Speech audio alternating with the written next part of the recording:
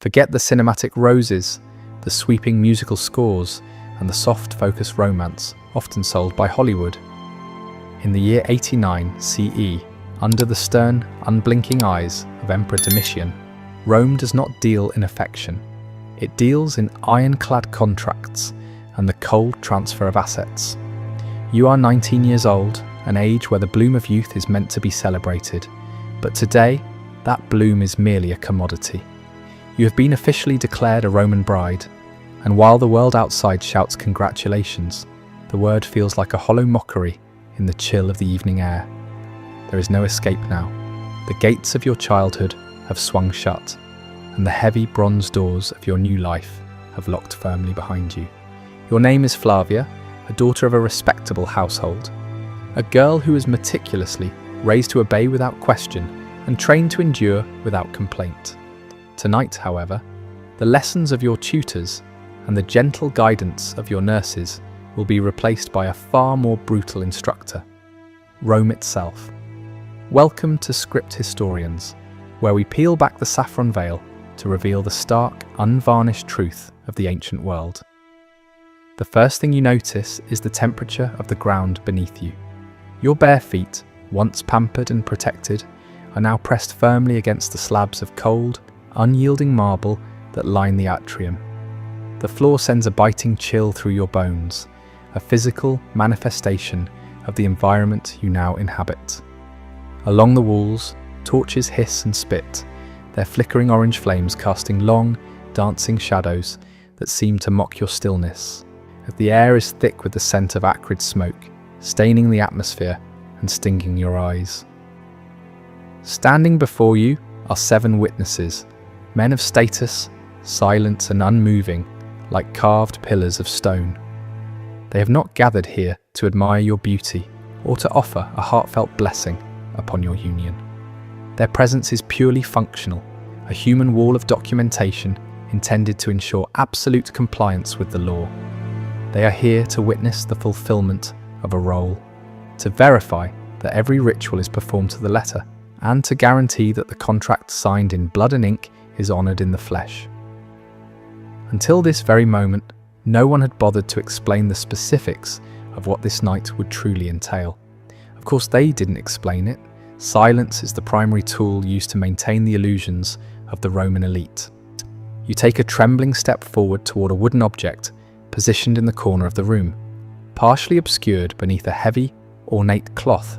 Your hands are shaking so violently that you're forced to fold them deep into your sleeves, a desperate attempt to hide your terror from the prying eyes of the assembly. But in Rome, everyone notices everything, and yet no one intervenes. Their silence is not out of kindness, but out of a shared understanding of the necessity of the moment. Your mother's words from earlier this morning begin to echo in the hollow spaces of your mind, whispered with a frantic urgency, while she braided your hair into the traditional 6 tresses. "Do not resist," she had hissed, her voice cracking with a grief she wasn't allowed to show. "No matter what they ask of you, Flavia, do not resist." Now, as the gravity of the situation settles into your gut, you finally understand why her own hands had been shaking so uncontrollably. You understand why she cried in the shadows of the morning light. Here is the truth that the poets often omit. Rome never softens for the vulnerable. Marriage is not a union of souls, it is a clinical transaction, a legal reorganization of property. Ownership of your life, your breath, and your future is being transferred from one patriarch to another. Your father has relinquished his hold, and your husband has received his prize. You are not a partner in this endeavour. You are the property, the evidence of a successful negotiation. The elaborate ceremony, the saffron-coloured veil, and the walnuts tossed to the crowds were merely the decorative wrapping on a business deal. Your body is the proof of the contract's validity, the living signature on a document that dictates your existence. As you stand there, the muffled sounds of the festivities outside drift through the thick walls. You can hear the raucous crowd, men shouting crude songs and laughing boisterously, calling out instructions that are as vulgar as they are traditional. Rome claims this noise is meant to frighten away evil spirits that might haunt a new marriage. But as you stand trembling in the silence, you realize it is likely just an excuse for men to exert their dominance over a teenage girl. Your husband, Marcus Petronius Rufus, is a man who has lived twice your lifetime and more. At nearly 50 years old, he is 25 years your senior, a man of experience and expectation. Earlier, he carried you across the threshold of this house, a gesture that is often described in songs as tender and romantic. It wasn't. To you, it felt like a reminder of your lack of agency, a symbolic act derived from the ancient days when brides were dragged into homes against their will.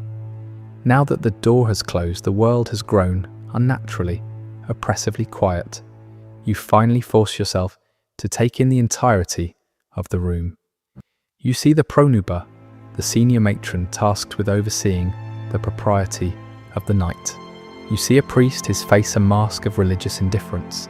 There are 3 female slaves standing ready, with basins of water and folded cloths, their eyes downcast.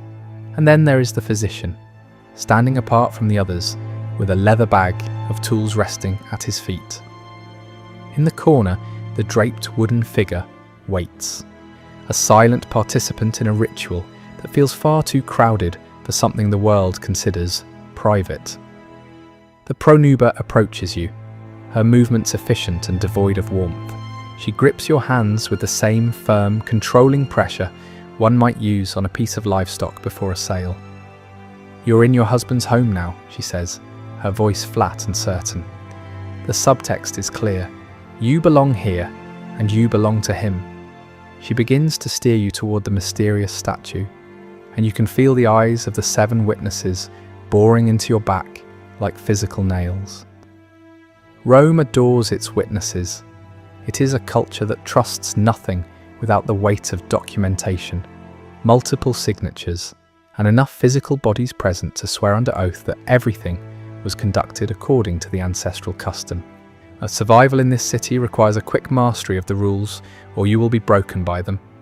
Rule 1 is simple. Keep your head lowered, your mouth closed, and your spirit submerged. With a sudden movement, you pull away the heavy cloth, revealing the carved wooden figure beneath. It is a representation of Mutunus Tutunus, a fertility deity whose name is rarely spoken aloud in polite company, yet whose presence is mandatory. Mutunus Tutunus was Rome's god of sexual initiation and reproductive power, a figure that even ancient writers mentioned only briefly and with visible discomfort. Centuries later, St. Augustine would write of this very ritual with profound disgust, describing how Roman brides were required to perform a seated offering involving the deity before the marriage could be consummated. Oh, the carving leaves absolutely nothing to the imagination. Its purpose is horrifyingly, brutally obvious. You freeze as the pronuba leans in close, her breath warm against your ear. "You must ask for his blessing," she whispers, a command disguised as a suggestion. "You must offer yourself as the tradition of our fathers demands." Your stomach drops, a cold weight settling in your core. Your mother's warning finally makes perfect sense in the worst way possible. This is not a symbolic gesture or a quaint religious duty. It is the opening act of a night dedicated to verification and the stripping away of your autonomy. You are being prepared for a husband, but first you must be initiated by the state's gods. The room holds its breath as you stand trapped between the weight of tradition and the carved wood of the idol. The witnesses move a step closer, their curiosity clinical rather than prurient. The priest begins to murmur a prayer in a low rhythmic drone, a sound that provides a haunting soundtrack to your internal panic. Even the physician begins to prepare himself, shifting his bag as if anticipating the work to come. You realize with a brutal, piercing clarity that you're not being honored as a new wife. You're being confirmed as a functional vessel. The pronuba steps behind you, her hands guiding your body with the same detachment one might use when adjusting a piece of furniture to fit a specific space. There is no privacy here, no gentleness to be found in the flickering torchlight. There are only hands, commands, and the unblinking eyes of the law. They call this a sacred rite, but you can already sense the truth. It is paperwork wrapped in the guise of religion, a series of hurdles designed to ensure that the man who paid for you receives exactly what was promised. Every ritual being performed tonight exists because the men of Rome demand absolute, undeniable proof. They require proof that you have been untouched by any other, proof that you are submissive to the structures of power, and proof that any child you bear will belong legally and biologically to your husband, and not to some anonymous man shouting obscenities in the street. In this grand Roman architecture of marriage, you are not a partner or an equal. You are the primary piece of evidence. The pronuber continues to issue instructions in a chillingly calm tone, the voice of someone who has overseen this process hundreds of times and has long since ceased to feel any empathy for the girls in your position. The witnesses lean in, not to offer assistance, but to ensure they have a clear view for their future testimony. Your knees feel weak, your face burns with a heat that has nothing to do with the torches, but you comply. You follow every instruction because you have learned Rule 2. Refusal is a crime that Rome never fails to punish. When the ritual with the statue finally concludes, the slaves rush forward with practiced speed. One holds a bronze basin and another pours scented water over your arms and hands, a symbolic resetting of your personhood. The water is cool, but it makes you shiver.